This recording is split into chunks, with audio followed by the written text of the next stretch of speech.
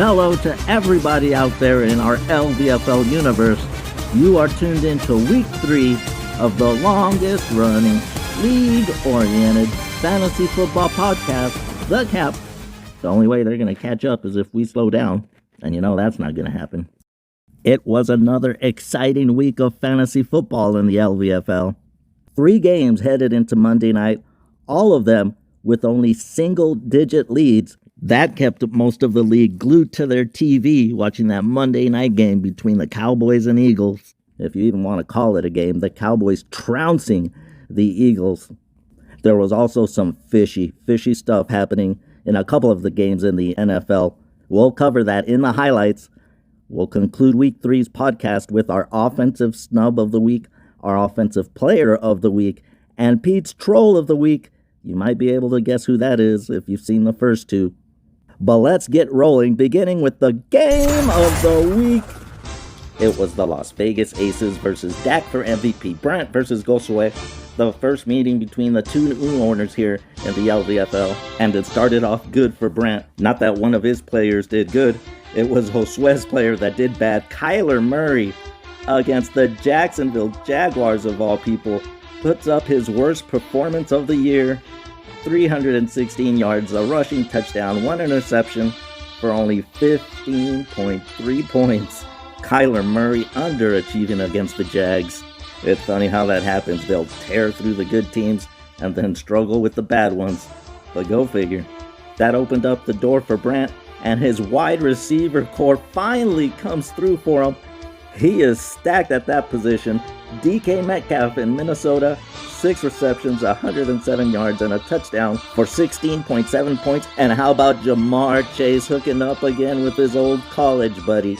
4 receptions, 65 yards, 2 touchdowns this week for 18.5 points. And Devontae Adams, I told you he was stacked, in that barn burner on Sunday night. He comes away with 12 receptions, 132 yards, and a touchdown, leading the way in the receiving core for Brandon points, 19.2. And he still got A.J. Brown on the bench.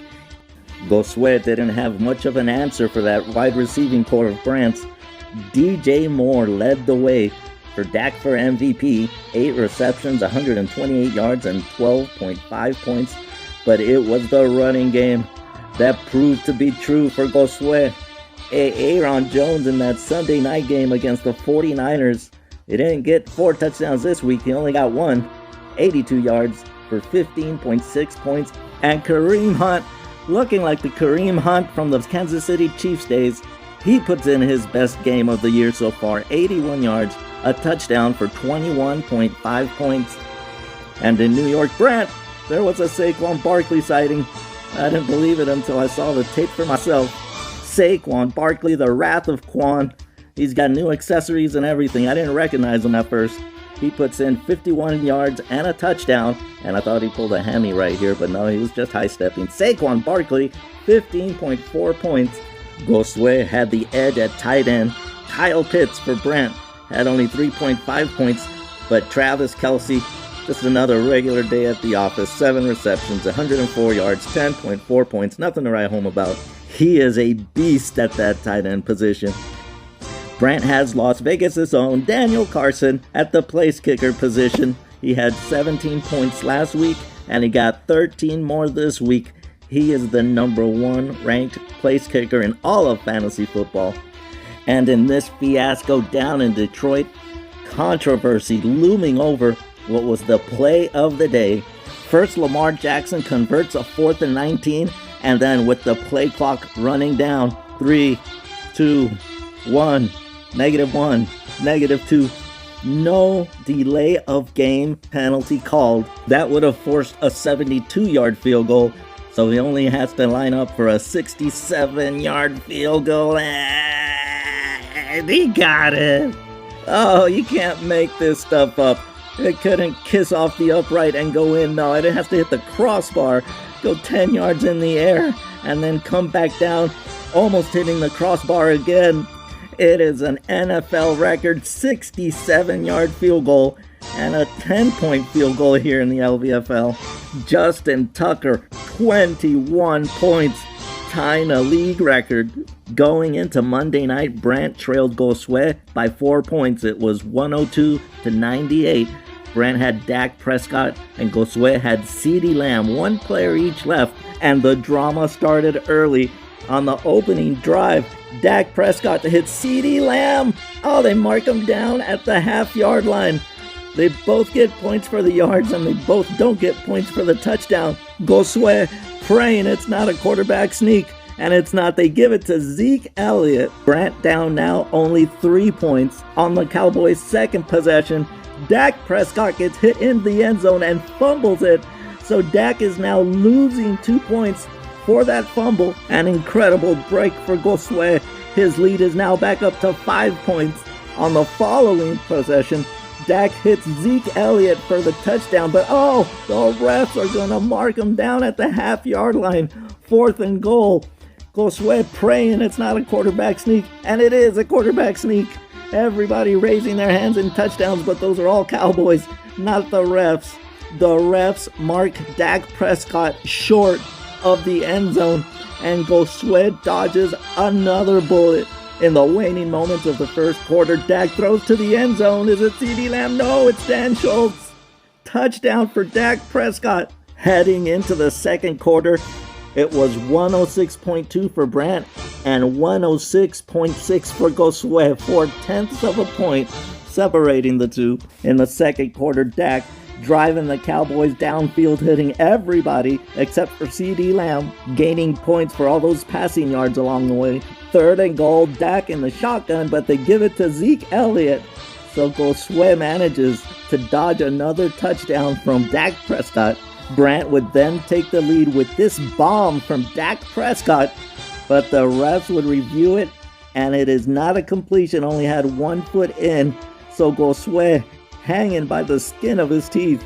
In the third quarter, Dak Prescott would hit CeeDee Lamb on this 15-yard completion, but it was a long and arduous death for Gosue. There's only one CeeDee Lamb, and Dak Prescott has about another 4 options to throw it to. By the fourth quarter, Brant would take the lead with all the passing yards from Dak Prescott, and he would put it away for good in the fourth quarter with this touchdown strike to Cedric Wilson. Mid-fourth quarter, it was the cherry on top. This one to Dan Schultz, who has a fine piece of running to take it into the end zone, and with that, slam the door shut on Gosue. Oh, Gosue, you were in an impossible position. Any touchdown that CeeDee Lamb got would be thrown by Dak Prescott. CeeDee Lamb was returning punts, so a punt return for a touchdown would have been nice.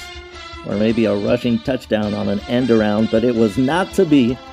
Brant wins his second game in a row, goes to 2-1, and hands Gosue his first loss of the year. He drops to 2-1. Moving along to the next game on the tally, it was Juan and his Orange Crush against the Commish's Tampa Bay Champions. It is a quarterback by committee over there on Juan's team. His third different starter in 3 weeks. This week it's Danny Dimes, 266 yards, no touchdown, but on this 2-point conversion, trucking the 305-pound Grady Jarrett. Oh, Danny Dimes, 13.8 points. You know who else was running around the field? The GOAT, Tom Brady. No joke, led the Buccaneers in rushing this week. Tommy, what are you doing? Get down. You're one hit away from being the GOAT to being a carcass. And Tom Brady leading the Buccaneers in rushing doesn't say anything good about Tom Brady. It says everything bad about that Tampa Bay rushing attack, or lack thereof. So 1 rushing touchdown, 1 passing touchdown, 432 yards, and 31.3 points for the GOAT this week. And for the Commish King, Derrick Henry, no touchdowns this week because he was too busy lowering the boom on Darius Leonard. Oh, he can't go back to his neighborhood for a while. 113 yards, 16.4 points for King Henry. His counterpart on the other side of the ball for Orange Crush, Austin Eckler, 55 yards and a receiving touchdown for 16.7 points. It was close throughout the afternoon, and in a game where every point was valuable, Marquise Brown drops the wide open touchdown. You're killing me, Hollywood. He would finish with 3 receptions, 53 yards for 5.3 points. It was Keenan Allen that gave the commish a little bit of breathing room. 8 receptions, 50 yards in that upset win against the Chiefs. He also scored a touchdown for 11 points.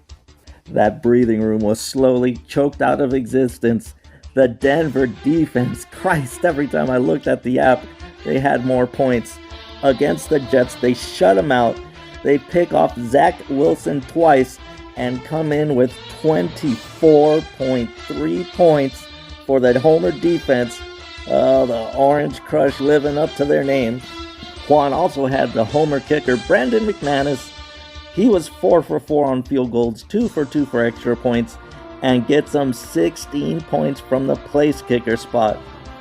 The Commish's defense didn't let him down, though. He picks up the Cleveland defense, and the Cleveland defense sacks Justin Fields 9 times. Myles Garrett for Cleveland, a career day, 4.5 sacks. Cleveland would only allow 6 points, notching the Commish 19 points. Heading into the Sunday night game, the Commish had a 12-point lead. He had tight end Robert Tonyan for the Packers, and Juan had George Kittle for the Niners. Robert Tonyan would see the ball 1 time for 6 yards, while George Kittle was catching passes and running around all over the place. 7 receptions, 92 yards for 10 points. So heading into Monday night, the Commish had a 2-point lead. They both had 1 player to go on Monday night. Juan had Ezekiel Elliott, Zeke the Freak, and Peter started Devonta Smith for the Eagles. Zeke put the game away early. This guy should be behind bars, but he's out here playing NFL football.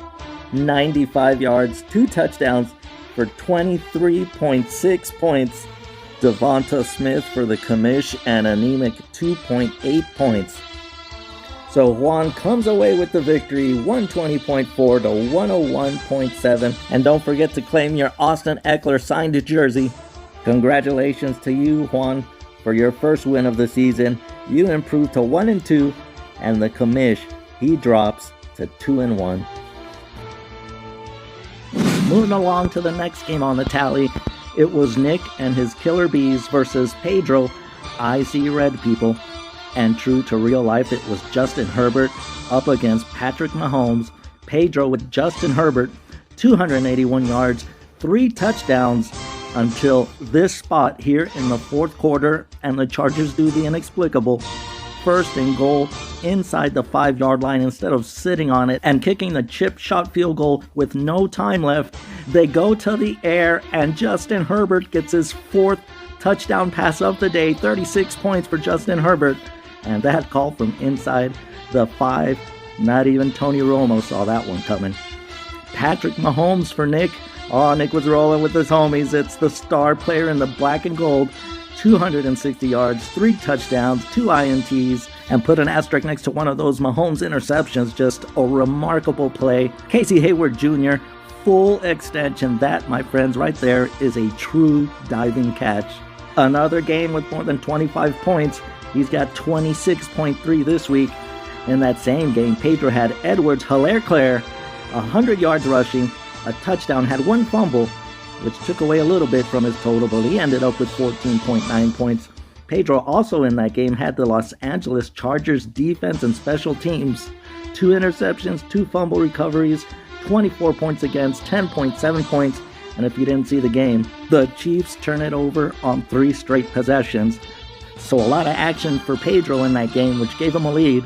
But Nick would eat away at that lead slowly over the course of the afternoon, beginning with Antonio Gibson for the Washington Redskins, 31 yards on the ground, 73 through the air, all of them on this screen pass that he takes to the house. 16.4 points for Antonio Gibson. And how about Brandon Cooks? First with Tyrod Taylor, now with this guy that I don't know his name, I didn't even bother to look it up. But Brandon Cooks has been producing all season long, and he does again on Sunday. 9 receptions, 112 yards for 11.7 points. And your boy, Nick, Mark Andrews at tight end, finally has a breakout game. 5 receptions, 109 yards for 10.9 points. Nick would take the lead with Chris Carson in Seattle. 80 yards, a touchdown, 14.2 points, and he's been good to you so far this year, Nick. But Pedro with Matt Gay, place kicker for the Rams. He does it again on Sunday. 11 points again for Matt Gay, and that gave Pedro a 1-point lead. Nick has one man to go. Miles Sanders, running back for the Eagles on Monday night. Miles Sanders had no carries in the first quarter. And if you think a 1-point lead is nothing, last year we had a 0.2 of a point lead hold up all game, and it was DK Metcalf that was trying to get those 0.2 of a point. But in the second quarter, on his first rush of the game, he puts it away. 25-yard run gave him 2.5 points. Another 25 yards through the air completed his 5.5-point night. So Nick, in a game that was much closer than he would have liked, finally notches his first win of the season. He could easily be 3-0, but the chips haven't fallen his way so far this year. He notches his first victory, improves to 1-2, and Pedro, I see red people, goes to 0-3. We go to the next game on the board. It was the buzzsaw that is Josue and his Raider Nation versus Joey and his Viking Nation. Joey getting away with murder over there in Minnesota. He's got 4 Minnesota Viking players, and he's been playing 3 of them at the same time every week and still getting a bunch of points. The only reason he isn't playing 4 of them at the same time is because one of them is a backup, and it's a good thing Dalvin Cook out this game, but guess what? Joey has his handcuff. Alexander Madison, 112 yards for 17.1 points. He also had Justin Jefferson. This guy is tearing it up. 9 receptions, 118 yards, 1 touchdown for 17.8 points, and we might be seeing one of the new stars a la Julio Jones in the league, and Justin Jefferson. And then Adam Thielen, 6 receptions, 50 yards. He gets into the end zone again for 11 points. But they all may have well scored 0 because Josue started Josh Allen. Finally comes through. Josh Allen, 358 yards, 5 total touchdowns, 41.6 points against a respectable Washington Redskin defense. Joey's quarterback, Lamar Jackson, down in Detroit. And Joey, you weren't the only one expecting Lamar Jackson to tear it up against the hapless Lions. But he goes for 287 yards, 1 touchdown, 1 interception, 18.4 points for Lamar Jackson against the Detroit Lions. Underachieving against a very beatable defense. But you did have 2 players that overachieved. Running back Zach Moss, 60 yards, a receiving touchdown for 15.1 points. And Tyler Higbee, 10 points for his 5 receptions, 40 yards, and 1 touchdown out of I don't know how many they scored against the Tampa Bay defense, which was bad news for you because you started the Tampa Bay defense. 34 points against 1 point. You never would have expected that out of Tampa Bay, but they were playing the Rams, which was even more trouble for you because Josue has Cooper Kupp. Somebody wake this guy up. He knows he's playing in the NFL, right? Because he's making it look too easy. 9 receptions, 96 yards, 2 touchdowns for 21.6 points. Now the number 1 ranked wide receiver in fantasy football. His 3 games so far this year, 16.8 points, 27.8 points, and 21.6 points. He's got 5 touchdowns through 3 games. Oh, Cooper Kupp, money. You throw Chris Godwin on top of that, and it was curtains. 13.6 points for the Buccaneer. So Josue keeps it rolling this week with 2 teams that were undefeated going down this week. He remains the only undefeated team at 3-0, and Joey, you drop to 1-2. We go to our final game on the tally. It was Northern Kid Jared facing the defending champ Jordan. Auto draft. You look at your final score, Jordan 71.7, and you don't have a lot of highlights this week. You started Jalen Hurts with an appropriate name on Monday night against the Cowboys. He had 2 touchdowns, 2 interceptions, 326 yards in the air, 250 on the ground, 200 of that running for his life. It was Patrick Mahomes in the Super Bowl all over again. He was running for his life all night long, running for 21.2 fantasy points. Hard to believe that he outplayed Mini Goat fantasy-wise, but on Sunday night, Mini Goat showed us that it's not all about fantasy. With only 37 seconds left, he gets the Packers into field goal range, and he makes 19.4 points for his trouble. Jordan also had Mason Crosby. He got 16 points. Crosby actually outscored your next highest point getter, Najee Harris from Pittsburgh, 40 yards, 14.2 points, and he's been a diamond in the rough for you, Jordan. Jared on the other side, he had Mike Evans, 10.6 points, Christian Kirk, 10.4 points, Cordell Patterson, 11 points even, and that's all she wrote. The defending champ, a rough start to the 2021 season. Jordan, you go to 1-2, and Jared, he goes to 2-1. And there you have it. Week 3 in the books. We started with 3 teams that were undefeated, and we were left with just one. Juan took down the Tampa Bay Champions. Brant, he took out the hottest team in the LVFL, Josue, leaving Josue all by himself at 3-0. Pedro, you're off to your worst start ever in our league, but there's still a lot of fantasy football to be played.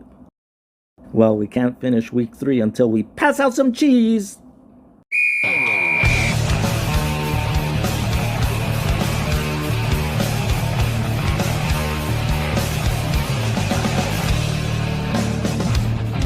Our offensive player of the week is Josh Allen.